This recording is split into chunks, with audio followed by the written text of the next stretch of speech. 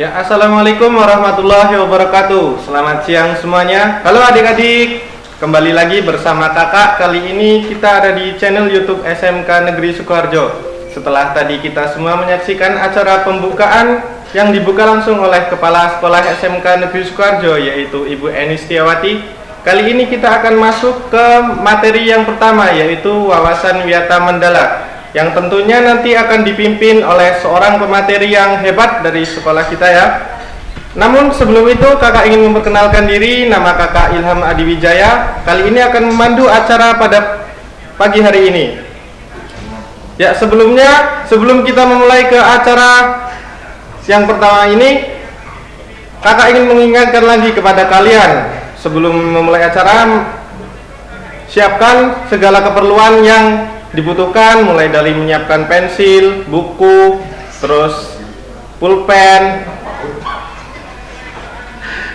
untuk mencatat semua materi-materi yang telah disampaikan, yang akan disampaikan nanti oleh ibu pemateri kita.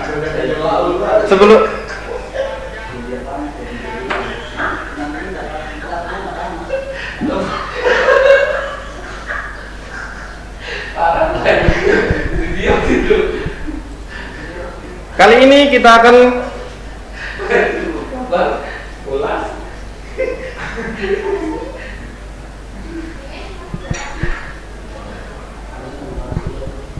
membacakan CV atau kurikulum vitae dari pemateri kita kali ini.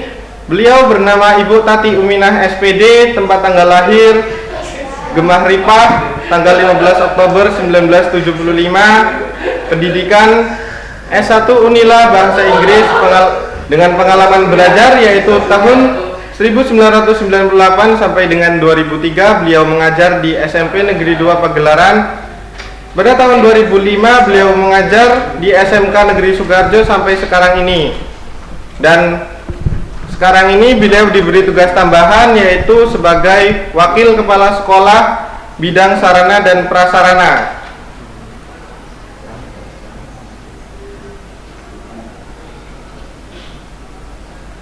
Ya, untuk mempersingkat materi, marilah kita langsung saja ke materi kita kali ini. Silakan ditonton.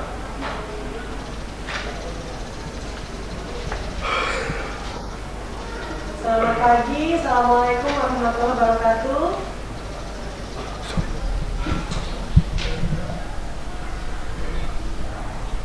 Anak-anak yang ibu banggakan, pada pagi hari ini, alhamdulillah syukur, marilah kita panjatkan kehadiran Allah Subhanahu wa Ta'ala. Kita semua pada pagi hari ini masih diberikan kesehatan, kesempatan, sehingga kita dapat melaksanakan kegiatan rutinitas kita sehari-hari dalam keadaan sehat walafiat. Anak-anakku sekalian yang ibu banggakan, kalian adalah calon-calon peserta didik baru SMK Negeri Sukoharjo, yang mulai hari ini kalian akan mengikuti materi masa pengenalan lingkungan sekolah atau MPLS. Nah, di sini tadi Kakak Ilham sudah memperkenalkan kepada kalian semua ya tentang biodata ibu. Mudah-mudahan nanti setelah pandemi ini berlalu, kita bisa bertemu langsung tatap muka di sekolah. Baik anak-anak yang ibu banggakan, sekali lagi ibu mengingatkan, sebelum ibu memberikan materi wawasan wiyata Mandala, anak-anak siapkan kembali atau tetap stay tune di YouTube ini, siapkan alat tulisnya dan apa yang diperlukan, sehingga anak-anak nanti betul-betul bisa memahami dan bisa mengaplikasikan apa yang akan ibu sampaikan. Baiklah, yang pertama ibu akan menyampaikan dari pengertian wawasan wiyata Mandala itu sendiri. Anak-anak mungkin ini hal baru ya buat kalian. Apa itu wawasan wiyata Mandala? Yang pertama kita lihat dulu dari kata wawasan. Pengertian dari kata wawasan. Wawasan ini memiliki arti cara meninjau, memandang, melihat, tanggapan indrawi terhadap sesuatu lingkungan.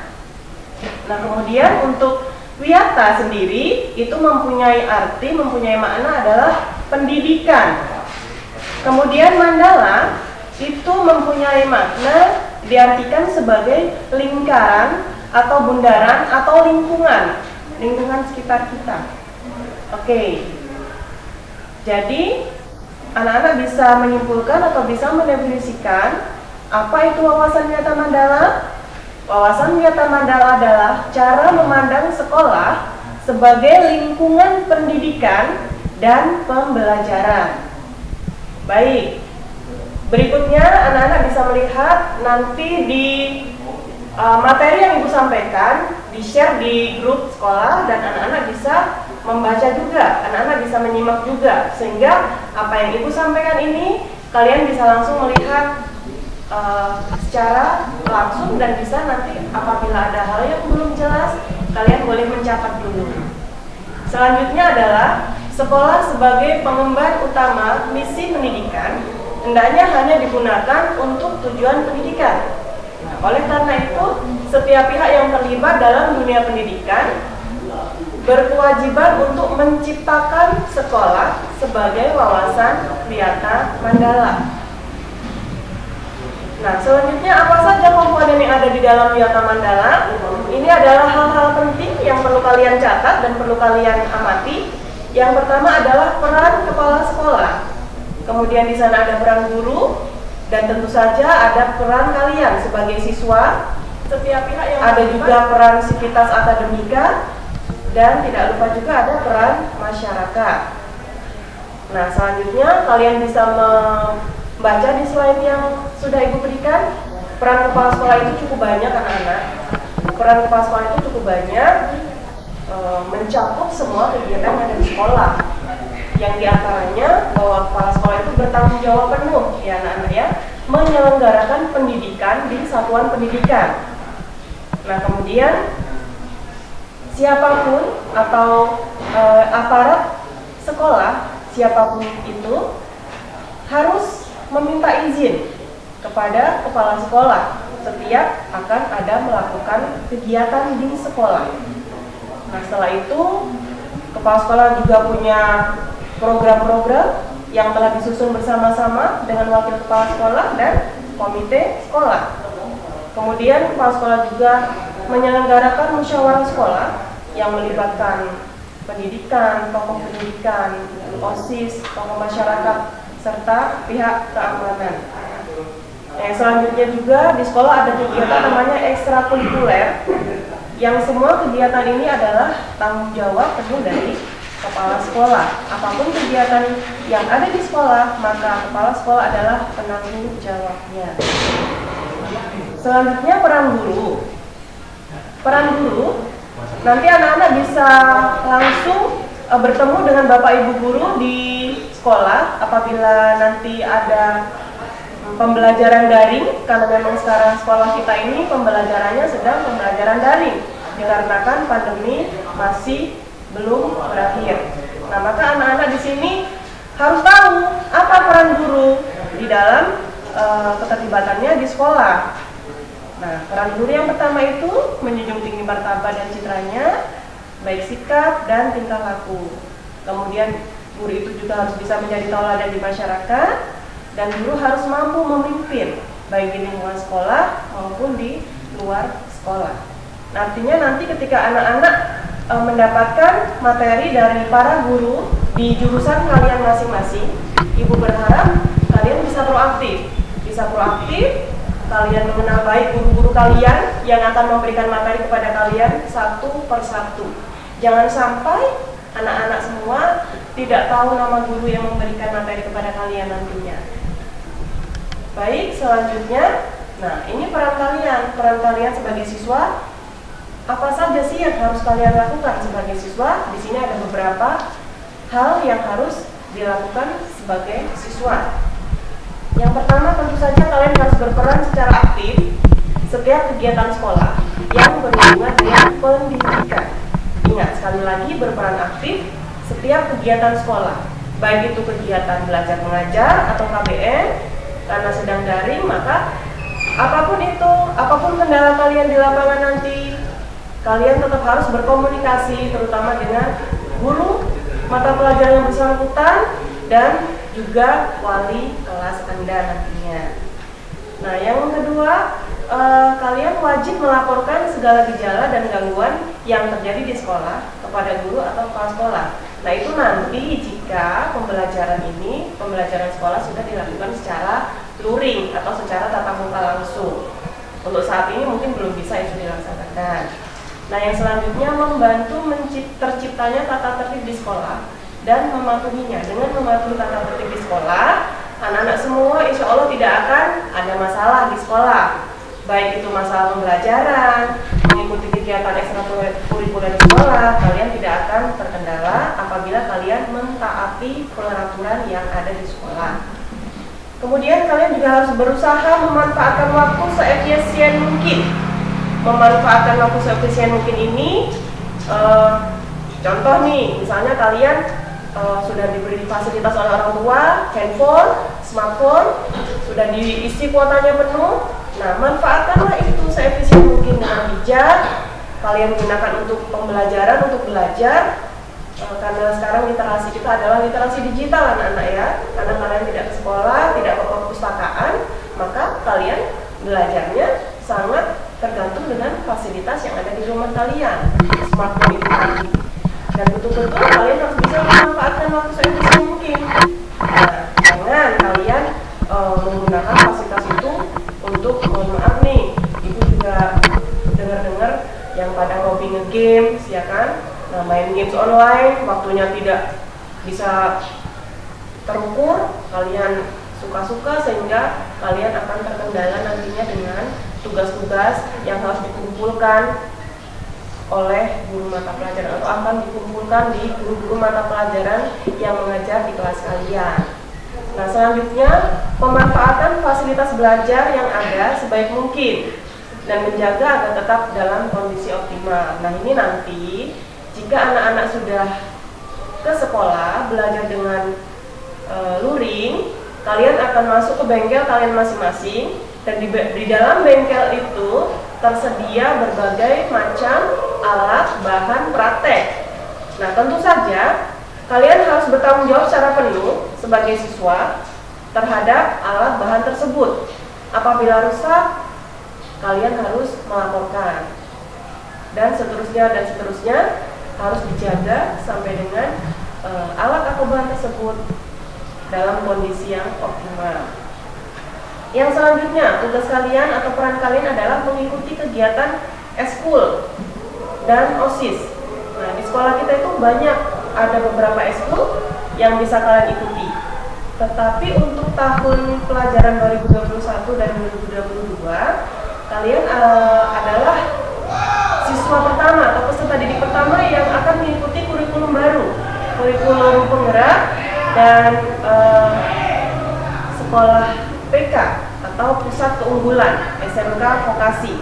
Jadi nanti kalian itu akan ada eskul khusus kelas 10 yang harus kalian ambil, yang harus kalian ikuti, sehingga nanti kalian betul-betul bisa menjadi pelajar yang punya profil pelajar Pancasila. Itu harapan sekolah. Kemudian yang selanjutnya, menghindari tindakan yang akan mengganggu ketertiban dalam proses belajar mengajar. Nah, ini penting anak-anak ya. Dalam proses belajar mengajar, apalagi sekarang KBM kita melalui Google Classroom, melalui WhatsApp di wali kelas, kalian mohon dengan sangat, ibu mohon dengan sangat, kalian bisalah menjaga ketertiban, bisalah mengikuti kegiatan dengan baik, dengan tidak membuat masalah dan sebagainya. Itu peran-peran kalian yang nantinya apabila kalian sudah melewati masa pengenalan di sekolah ini, kalian mudah-mudahan semuanya bisa mengikuti dan bisa resmi menjadi siswa-siswi keluarga besar SMK Negeri Sukoharjo. Nah, selanjutnya ada peran sivitas akademika ini terkait dengan tata usaha, perangkat sekolah, misalnya ada satpam, ada petugas kebersihan, yang masing-masing itu perlu kalian tahu, perlu kalian dukung tugas dan kegiatannya, sehingga proses kegiatan belajar mengajar sekolah kita berjalan dengan baik sesuai dengan tujuan visi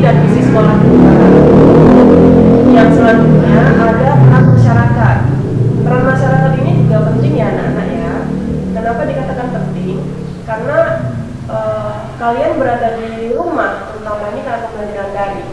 Nah, peran masyarakat di sini ikut menjaga keamanan lingkungan sekolah, kemudian mendukung program dan kebijakan sekolah dalam rangka pencapaian proses belajar mengajar.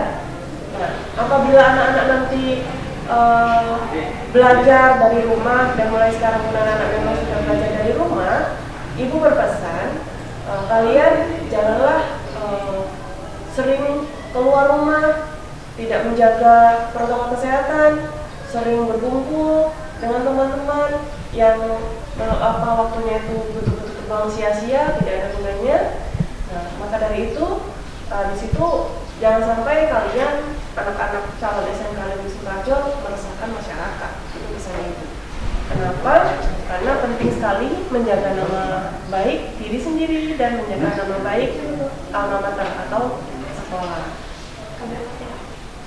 Nah, ini untuk selanjutnya sekolah sebagai kawasan wisata mandala harus didukung oleh prinsip 7K.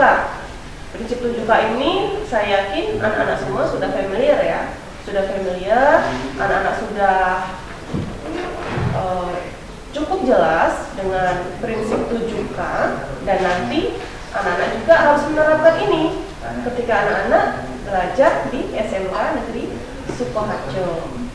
Nah, itu saja yang ingin ibu sampaikan pada kesempatan kali ini. Mudah-mudahan sedikit yang ibu sampaikan di wawasan wisata mandala ini dapat membuka wawasan anak-anak semua, pola pikir anak-anak semua, sehingga nantinya ketika anak-anak semua sudah benar-benar resmi menjadi siswa-siswi SMK Negeri Sukoharjo, anak-anak bisa menerapkan, bisa mengaplikasikan apa-apa yang sudah ibu sampaikan tentang wawasan wisata mandala. Anak-anak yang ibu banggakan, apabila ada materi yang ibu sampaikan ini anak-anak belum jelas atau ada yang ingin disampaikan atau ada yang mau komen, ya boleh kok, boleh. Silakan anak-anak nanti bisa menuliskan di formulir yang sudah disediakan oleh panitia. Demikian yang dapat ibu sampaikan. Kurang lebihnya mohon maaf. Ibu akhiri, billahi taufiq wal hidayah. Wassalamualaikum warahmatullahi wabarakatuh. SMK bisa, SMK hebat, vokasi kuat menguatkan Indonesia.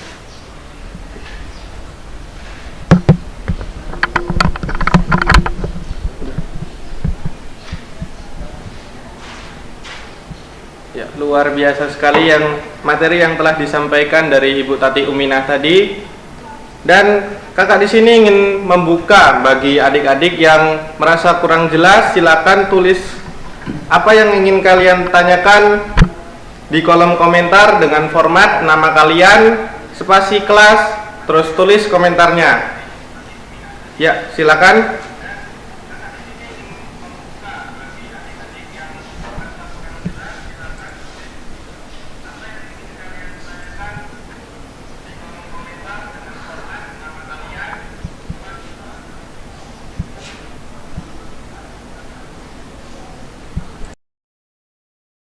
Kakak di sini ingin membuka bagi adik-adik yang belum mengerti apa sih itu wawasan wisata mandala, terus belum begitu paham dengan materinya, bisa ditanyakan ke kolom komentar dengan format nama, spasi kelas, spasi apa yang ingin adik-adik sekalian tanyakan. Bisa dimulai dari sekarang.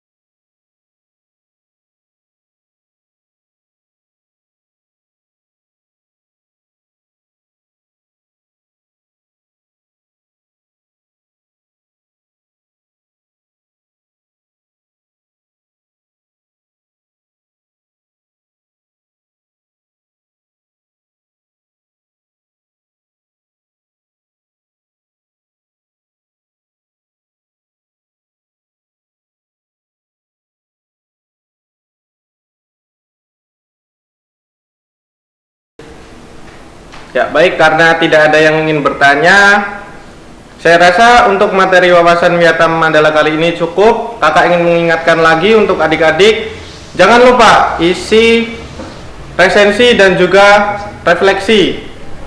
Kakak akhiri, wassalamualaikum warahmatullahi wabarakatuh.